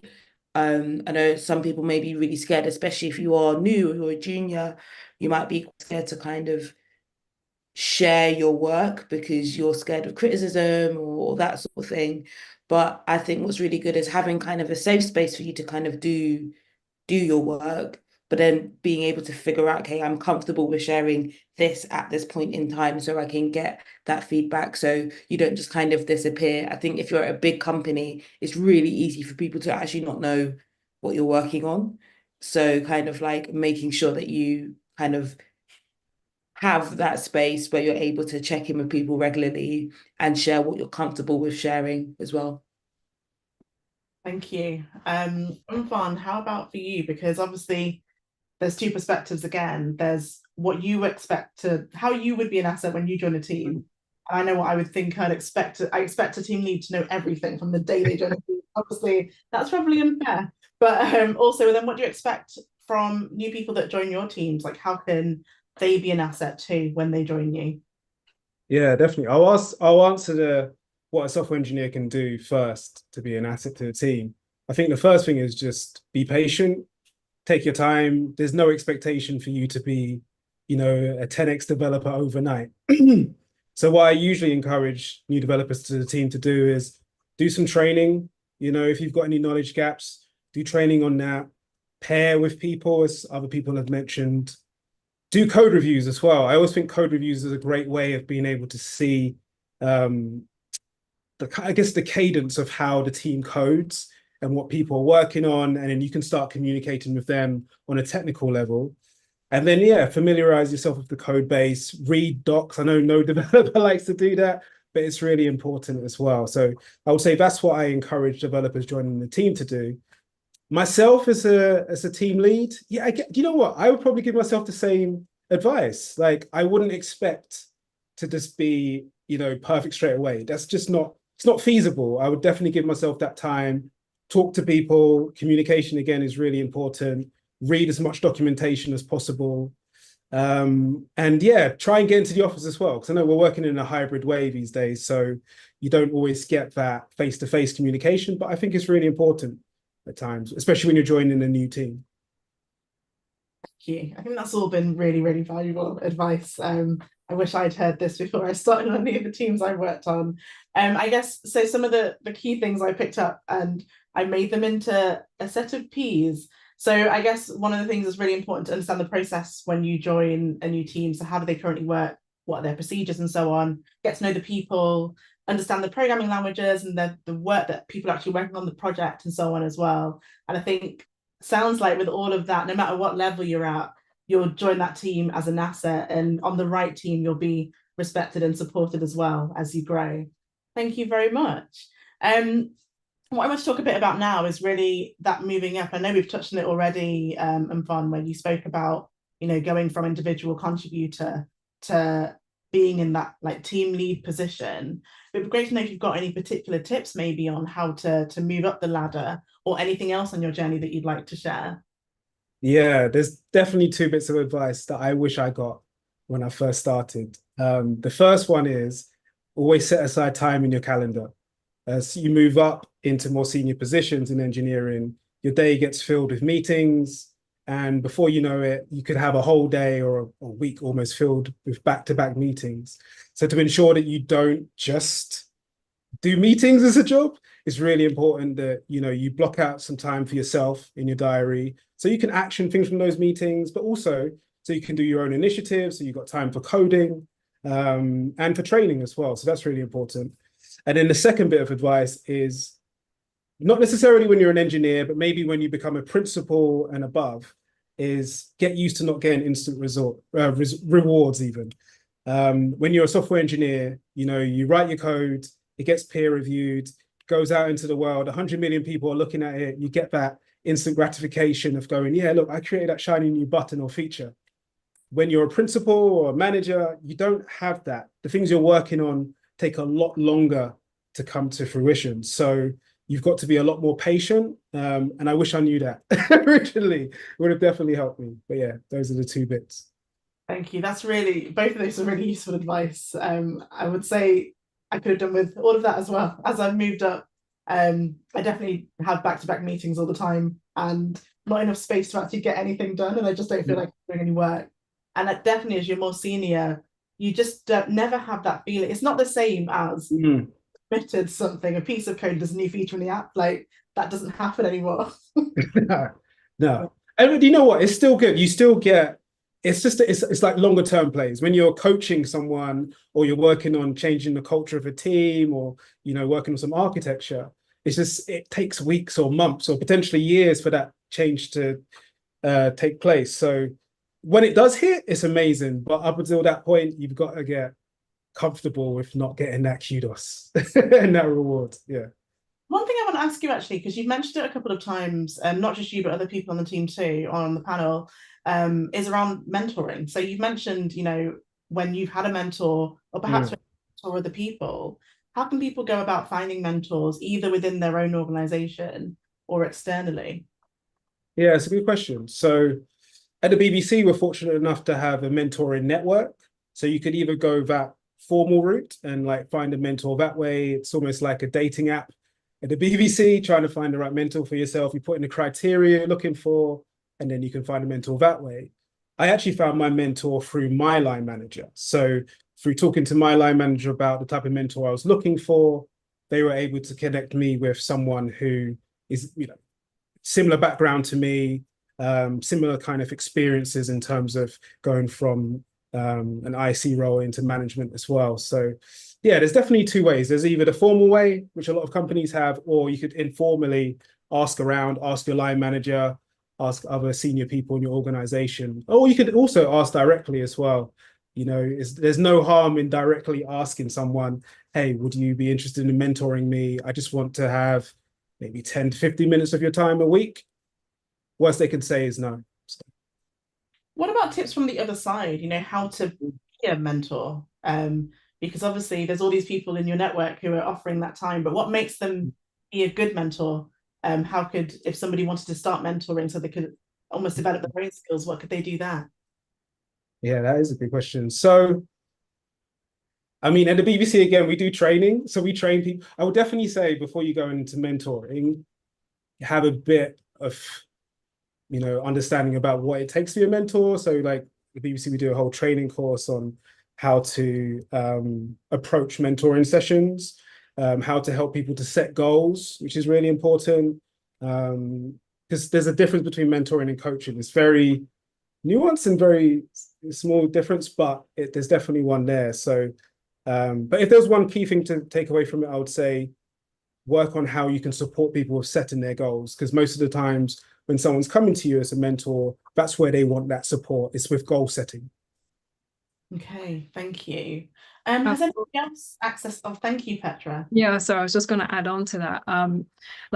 Another great way to start is helping like the new person who's on your team on board as well. To just familiarize yourself in being like in that mentorship kind of position. So you're helping them to asking their question, you're helping them with trying to figure things out. So once you could do something small like that to build that confidence to move on to wanting to be a mentor as well. And that's something that I've done coming off the graduate scheme. I kind of paid it back by being like a mentor or a buddy to a graduate. So yeah, it's kind of like giving back in that way. Yeah, I think sometimes when you think of a mentor, you're like, oh, they're so expertise in an area, and sometimes just the skills that you've learned will help another person who was in your position. Thank you. Did you find when you started mentoring, how did you develop your own skills at that point as well? How did it benefit you as a mentor? I think it helped me to realize there was a lot I actually didn't know. I think because sometimes well, for me, I would think that, oh, like I'm always looking up, like how can I get to this next level? But sometimes when I mentored someone who was new, I realized, oh, there's a lot that I do know, and I think there's a lot of advice that I can give to someone who's new as well. So yeah. Thank you. Lynn, I think I saw you raising your hand as well. Yeah, I think mentoring is one of the kind of like key things that kind of helps anyone throughout their career. And I think it's important to know that there are different types of mentors, and that sometimes the word mentor doesn't even come up in the conversation. Sometimes the word mentor scares people, especially if you've just met them and you're like, oh my gosh, like you're so impressive. Can you mentor me? That person might be like, oh, like that's a lot of pressure and you're asking me to do a lot. And I think it's important to kind of take each mentorship opportunity and kind of like feel it out. So some mentors that I meet up with on a very regular basis, like once every couple of weeks or once a month. Other mentors, it's like a 6-month check-in. And the word mentor is never used. If anything, I'd say one of the longest mentors that I've had, probably chat like once every 6 months. And we just go for coffee and chat about our careers. But I like randomly met her at an event where she was kind of like, this was a point where I didn't know if I wanted to be, I didn't know what I wanted to be. And she did like an activity and I said, what do you do? And she said, oh, this is a UX thing. And then a year later, I became a UX designer, and she was in that company as well, like a few months after I joined. So we don't work at the same company anymore, but that was the first UX designer I met. She's not formally called a mentor, but she's helped me at every step of my career. And I think it's important to not kind of put too much pressure on your mentor as well, because they are also figuring out their career journey. So I think sometimes a lot of the time mentees are like, read my CV, my portfolio, my cover letter, do a mock interview with me like every week. And that can be quite a lot sometimes. So I think just respect kind of the boundaries of that mentor and mentee, and always feed back to your mentor what you've done and kind of like what advice you've taken on board. So if your mentor's giving you a piece of advice, be able to say, hey, I did that thing that you recommended and these are the results of that, because that keeps them invested and lets them know that you're actually really serious about kind of like continuing that mentor-mentee relationship. Fantastic. Thank you. That's all very, very useful advice.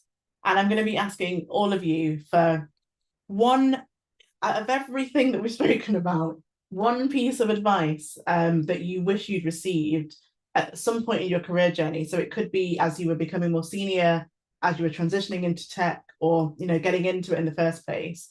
So one piece of advice. But just before we get there, because we've mentioned different levels in tech a few times and so on, can someone break down for me, going from, we've mentioned someone being a grad, a junior, team lead, a principal, an engineering manager. I understand that these are all, progression steps, and moving from individual contributor up to management. But it'd be great to just get a breakdown as to what these levels mean for anybody who doesn't know in the community. I don't know who would like to break it down for us.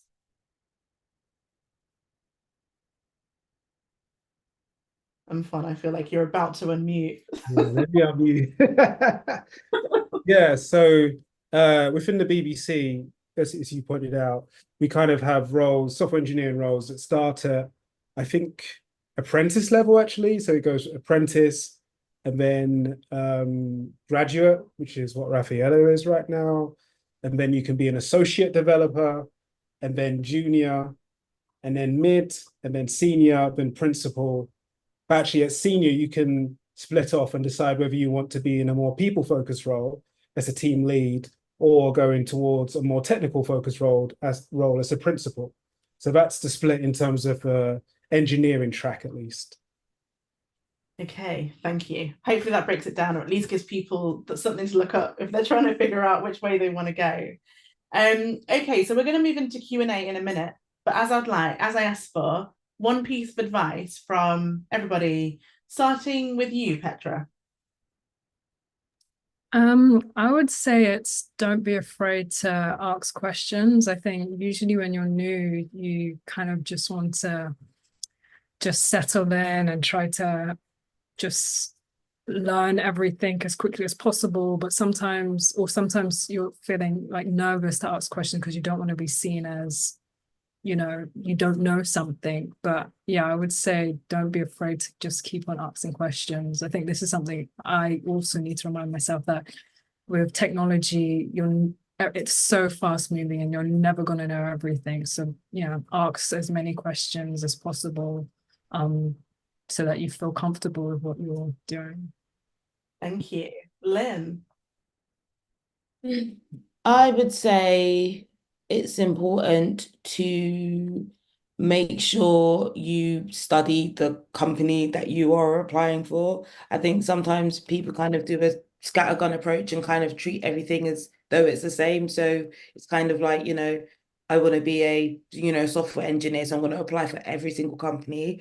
But actually take the time to look through what that company's values are, how you think that they align with your values, what you like about the company.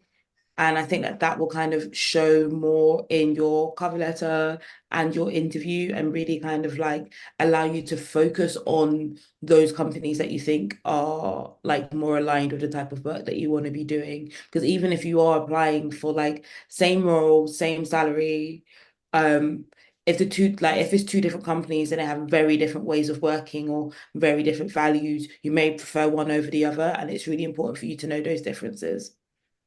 Thank you. Jade. I would say don't give up, because I think when especially when starting out, because it was a career change for me, and I think entry level I did find I kind of felt like I was bashing my head against a brick wall for ages. So I would just say, don't give up, like keep going. You're gonna get the right role. It's gonna come to you. Like just keep doing what you're doing. Just try and improve as much as you can, but don't give up. You're gonna get there in the end. Thank you. And Fun? Yeah, so much great advice already. I would say just be yourself. That's the most important thing. And if the environment isn't right for you to be yourself, then it's not the right environment for you. So, bring yourself to work as much as possible. And I'm sure you'll have a much better time of it. Thank you. Trudy?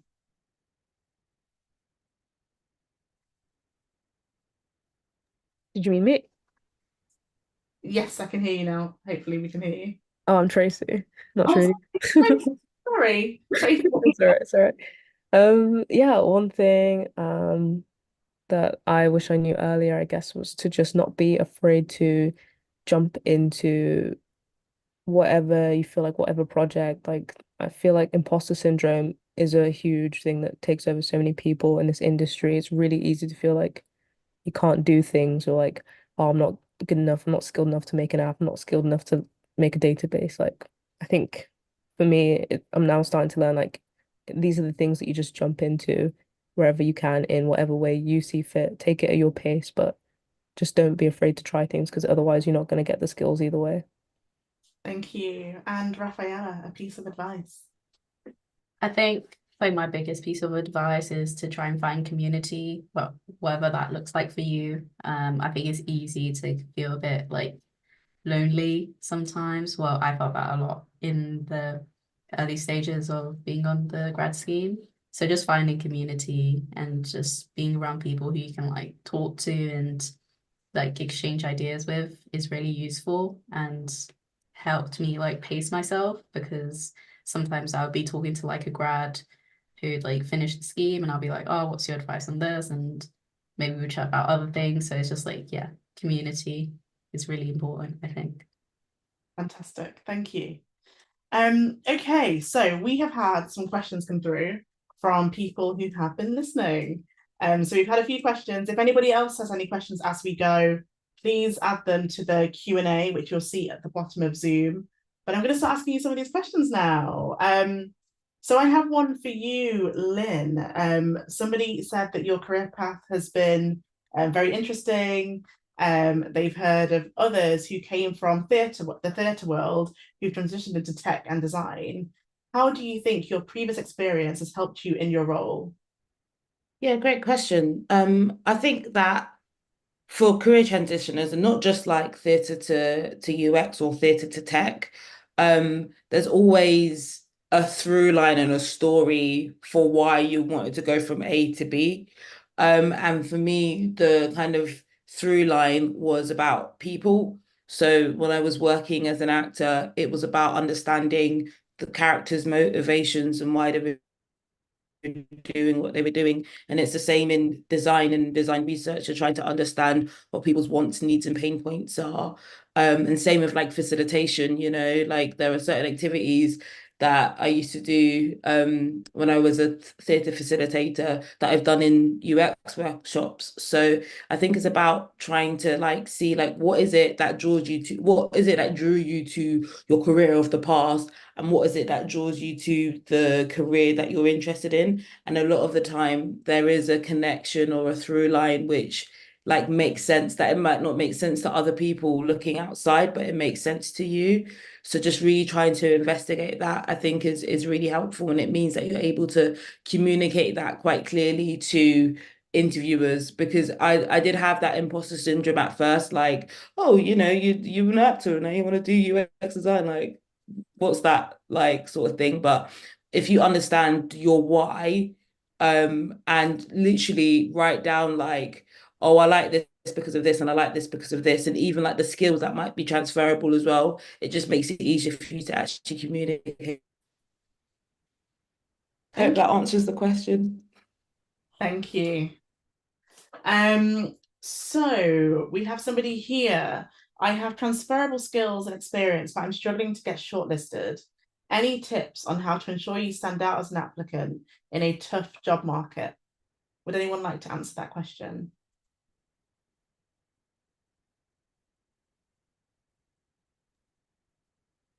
Yeah, I'm happy to go. So yeah, I mean, transferable skills are great, as I've touched on in a lot of the paddle. It's also really important that you tailor your CV for the job role as well. So make it as specific as possible. If they're asking for any particular languages or tools, then make sure you put that at the top of your CV so that the hiring manager can see those things first. So yeah, that's definitely my bit of advice. And it's tough out there. It's really tough. So you're going to have to apply a lot. But yeah, hopefully that advice helps a little bit. Thank you. We have one which I think kind of we answered when we looked at some of what the levels were, but you may be able to elaborate a little bit. We have someone here who's asked or said the BBC is a huge global company. Are you able to explain high level how the engineering departments and teams are structured? I know we've already heard of 2 different structures across teams, but it'd be great to know if there's any consistency across the teams or if it really depends on what you're working on. I wonder if we can bring in Matt for that one. It's quite, yeah, the structure is quite different depending on where in the BBC you're working, because you can imagine you've got BBC News, and then you've got iPlayer, you've got Sounds, you've got Bite Size, you've got Children's, and they're all kind of structured slightly differently. Although there is a familiarity in the sense of most engineering teams will have a engineering manager, and then below that, that engineering manager will have a number of team leads, and then in each of those teams, which are managed by team leads, there'll be maybe 5 to 10 engineers in each of those teams. So that tends to be the structure in terms of how engineering teams work anyway. Does that answer the question? Thank you. I don't know if there's anything you want to add to that, Matt, as well. No, that was a great answer. Thank you. Thank you. Leave your camera on in case anything else can be answered by you as well, because it'd be great to have your insights too. We have somebody here who's asked how to find coding events, and I guess expanding that out to Rafaela, when you were speaking about doing hackathons, how do you find those types of events in the first place? I like to use Eventbrite or Meetup. Those usually have like good like posts, and you can do like online, in person. So yeah, Meetup and Eventbrite are my go-tos when looking for events. Thank you. We had a question about cybersecurity, and I don't know if anybody feels comfortable to answer a cybersecurity question. It's okay if we don't. But is there any insight about cybersecurity roles, maybe at BBC, and the different skills people may need to get into those compared to programming? Yeah, not too familiar with cybersecurity. No problem. So we have a question here, which is, what are some of the effective ways to rebuild and strengthen connections that have weakened over time? I'm actually going to ask that to you, Matt, because you spoke so strongly about resilience and connecting with different people. When you're building these new relationships that you may have to keep you motivated, to keep you on track, how do you make sure that you maintain those relationships over time? This, I think I asked that person for a bit more context on that question. It's a bit hard to answer that one, I feel. But and I mean, you can go in different ways to answer that question. And I think Lynn answered that question from a particular point of view where you respect people's time. That was an amazing question answer. You respect people's time. You show them that you're interested. You show them that you're learning. And I think that's one way to answer it. And then if you're having difficulties with some relationships, it's about setting those boundaries, right? It's about setting the boundaries and setting what where you feel is over the line, right? And then you step back and then you just do what's in yourself. Because remember, we talked about emotional intelligence, where you need to be more self-aware about yourself. So it's self-awareness and also self-care. And I know Umfwan and a couple other people talked about self-care as well. So you've got to create those balance, the boundaries. And someone mentioned it in their question, it is about striking that balance between the two, and it's going to be forever moving. I think Lynn, you got your hand up. Yeah, so this is something that like I think networking is probably it's just such an ugly word, and I think it makes people really kind of like scared and uncomfortable a lot of the time. And I think what's great about like the tech industries is that like first of all there is loads of opportunities to network. But also I think it's really important to not come across as or not even not come across because you want something, you're trying to build your network and you're trying to kind of like connect with people who are maybe within the same industry as you or have experience that you don't. But I think it's really, really important to once again not kind of go at it like, hey, I've just met you, or I know we haven't spoken in 10 years, but I see like you're working at this company and I really want to work there. Like, can you give me the in, or can you like that's quite I think you have to kind of assess your relationship with the person if it's someone that you haven't spoken to in a while. Assess your relationship with them, think like what are they doing that I actually find quite interesting. Maybe it's about like starting to engage with them more on LinkedIn, or maybe it's about if they do events or if they do something like turning up to those things so you can kind of connect with them in a slower way, and then kind of being like, hey, like I see that you've been doing this thing, it looks really great, I'd love to have a chat with you about what you're doing, not can you please give me the in or the insight. Ask them about what it is that they're doing, and naturally the thing that you're interested in will kind of like come up in conversation. And I think that's both true for people who you have maybe met once and want to kind of build a relationship with, and people that maybe you once had a really kind of like strong relationship with, but you maybe have lost touch. But yeah, just don't kind of go in like, hey, like give me all your knowledge, give me all your resources. It's about really taking interest into what that person's doing. And then hopefully something will grow from that. And also sometimes it doesn't, and that's okay. But don't put all your eggs in one basket. And because yeah, sometimes it can be quite off-putting to have someone kind of run at you asking for all the information. So I hope that helps. Thank you. We have a question here, which is, the market is very competitive for early career engineers. Do you have any tips on how you could stand out to hiring managers or recruiters during the interview process? And I guess that's particularly for people that maybe the skills they have at that time are that they just completed a boot camp, or they've just completed training, or they're quite early on in their career. Any tips for how to stand out there?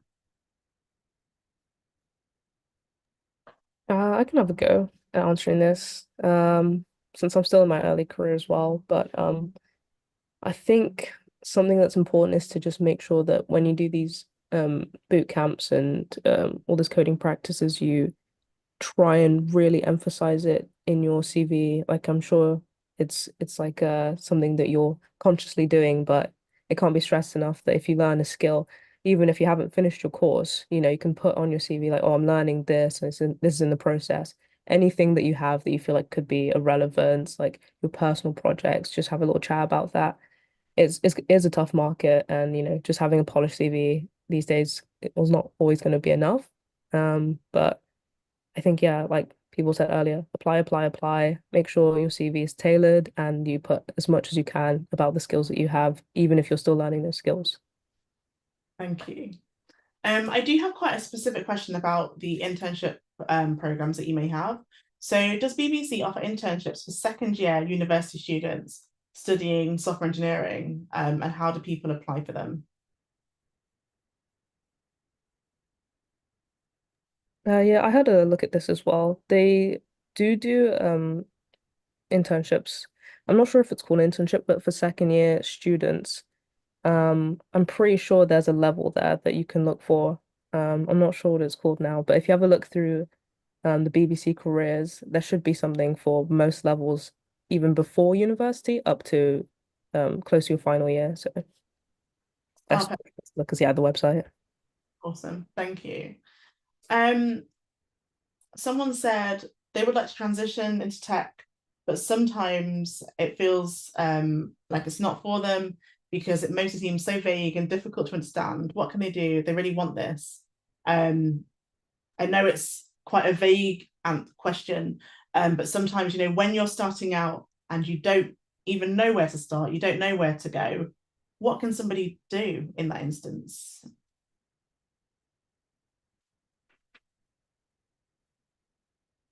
Oh, Jade, go ahead, Jade. I was gonna say kind of, and this might sound very cliche, but kind of like follow your passion.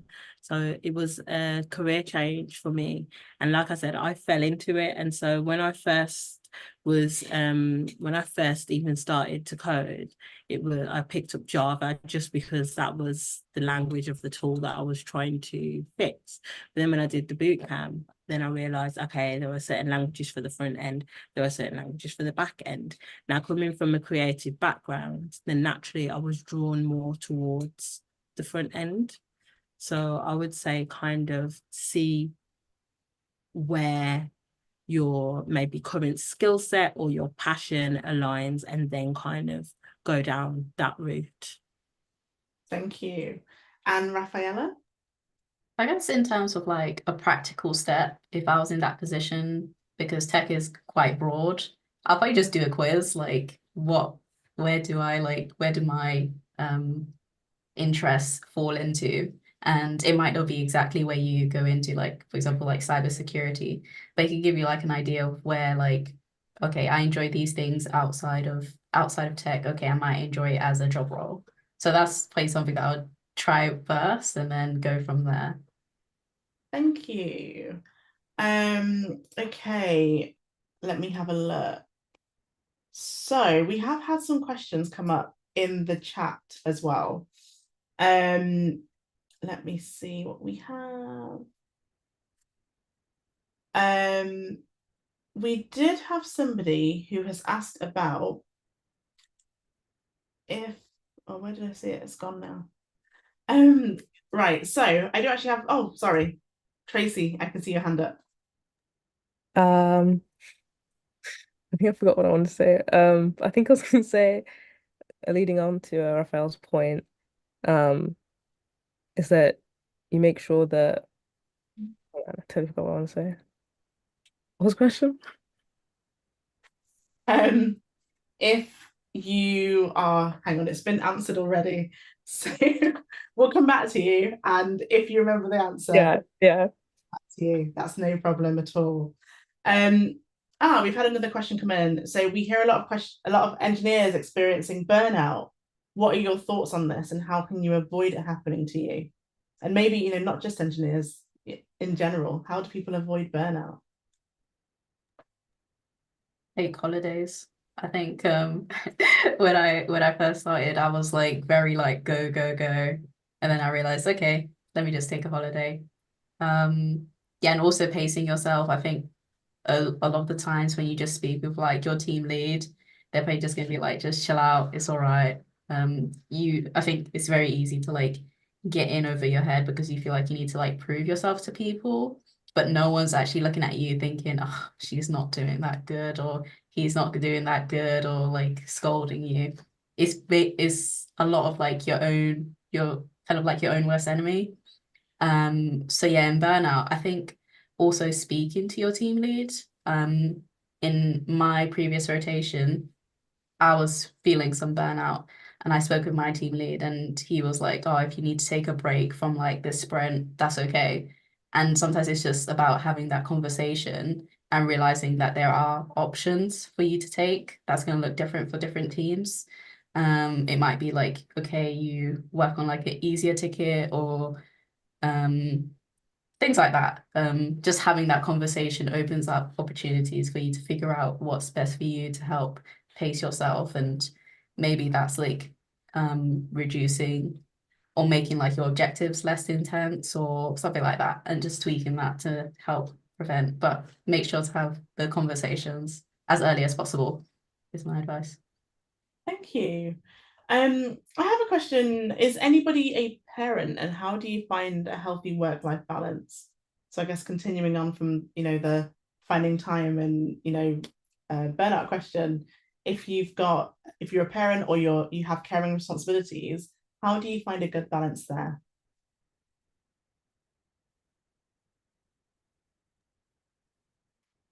I'm a parent, but my kids are almost not kids, so I find it difficult to answer that question.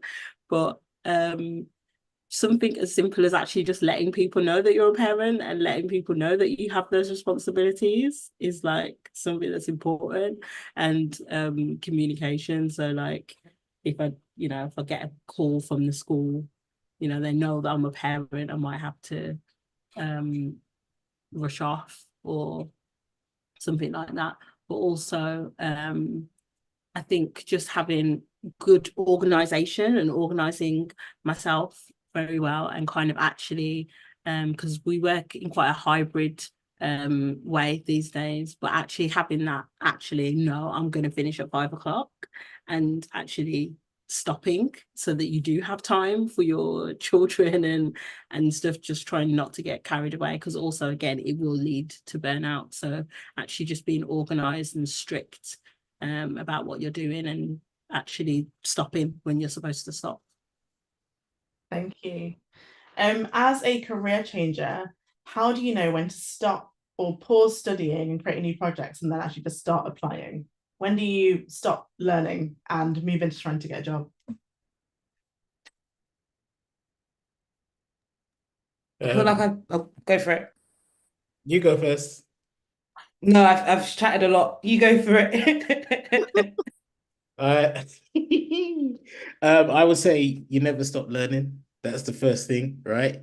Let's let's get that straight. In IT, in tech, you never stop learning. So if you want to stop learning, this isn't the industry for you, right?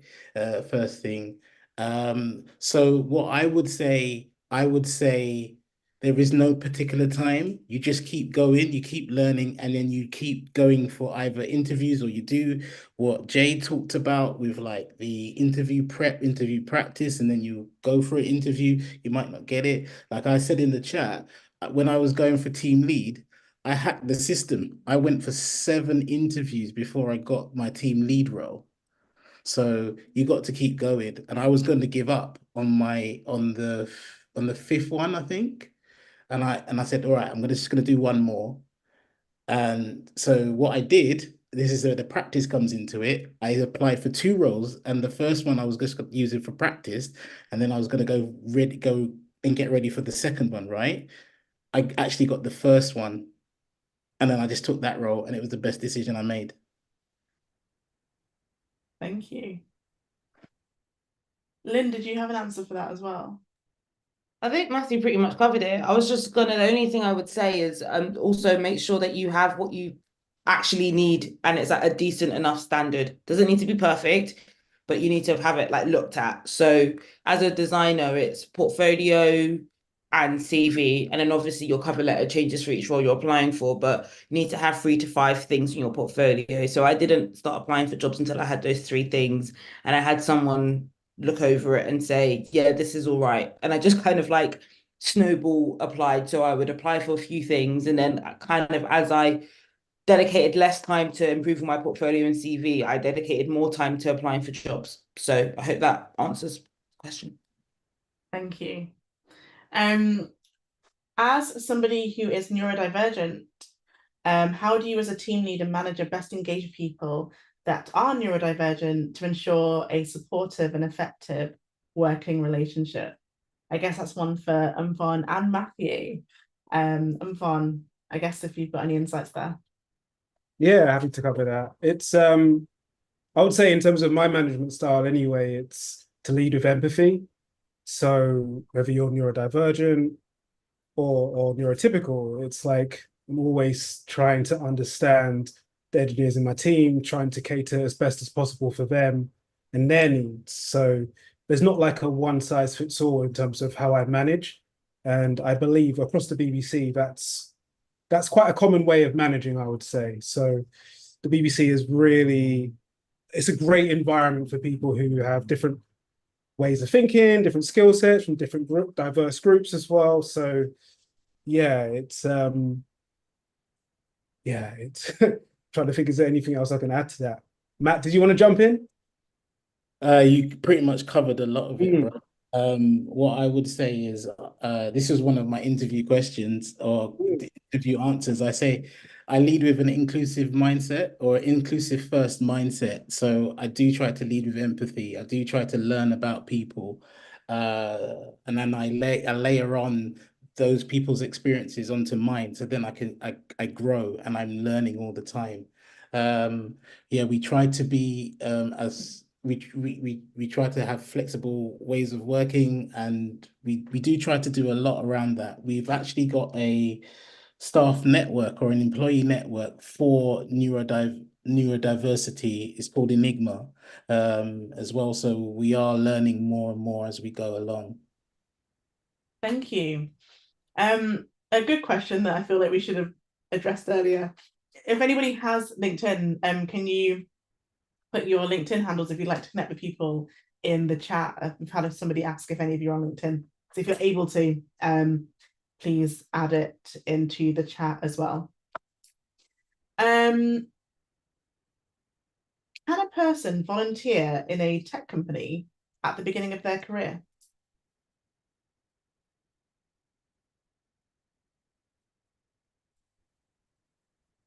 I think we're getting nods. I guess do we have a tangible way that somebody could do that? So if we're saying yes, how could somebody volunteer in a tech company at the beginning of their career?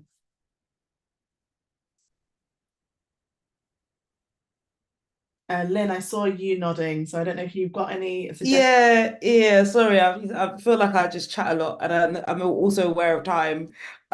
So super quickly, I would say a couple of things. If you go to kind of events where there are people who are like business owners, who maybe don't have that much of like a budget and that sort of thing, they may need someone to build them a website or design a website. So that's a good thing to do. Same with charities, they often don't have enough resources to do things.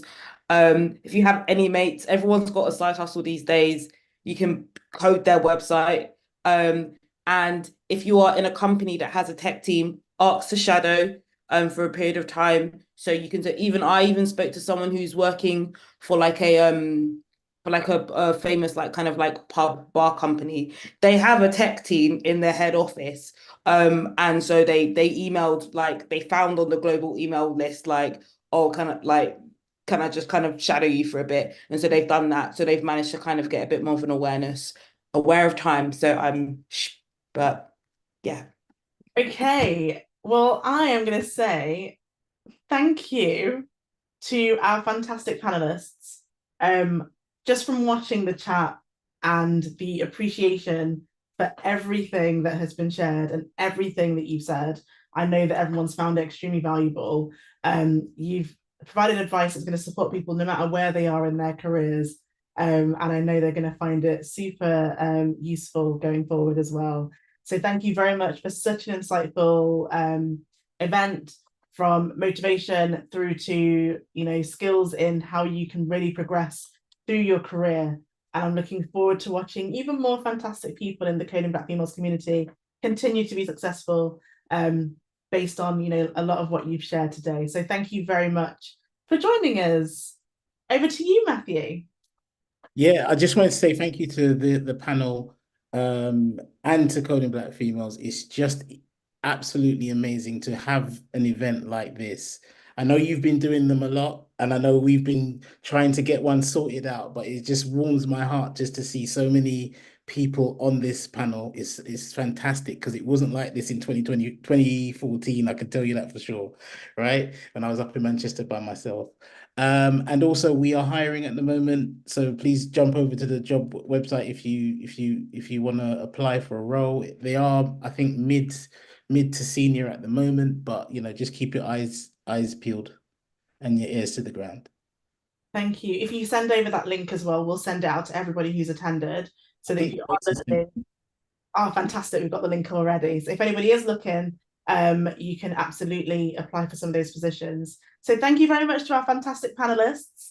Thank you for working with us on making sure that we could bring such insightful knowledge to the Coding Black Females community. And just a very quick plug, if anybody is looking to get into tech at the moment, we are running boot camps that are starting soon. So if you go to the Coding Black Females website, you can absolutely sign up. And you may find yourself working at BBC one day in the future too. So absolutely get involved, get coding, and potentially get a job. So thank you very much for working alongside us this evening. It's been great. And thank you to everybody who attended. It's been great having you all here this evening too. Fantastic. See you soon, everybody.